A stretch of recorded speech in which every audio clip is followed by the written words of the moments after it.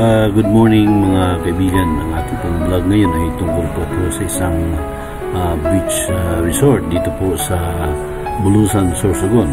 Ito po ang tinatawag nilang Dangkalan Beach Resort, kung saan nga po ito ay somewhere in Bulusan, Sorsogon, na isa sa mga pinaka-famous beach resort dito po sa bayan ng Bulusan, Sorsogon. Mga kaibigan, tayo po ay napadayo rito. Nakarating po natin ito pong Dangkalan Beach Resort, kung saan na po tayo ay inimbita ng ating kaibigan na si Ma'am Luisa Frayna, na kung saan nga po ay kami po ay pumunta rito para po ma-experience, magbisita at ma-explore itong Dangkalan Beach Resort, na kung saan nga po ay napakaganda ang kanilang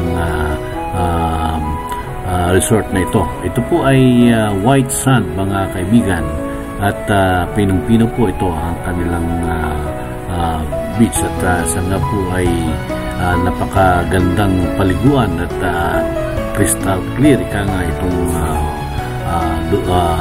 tubig dagat. Yan po mga kaibigan, halina kayo at tayo po ay maligo dito po sa Dangkalan Beach Resort, at kung kayo po ay interesado ay dito lamang po ito sa Bulusan, Sorsogon.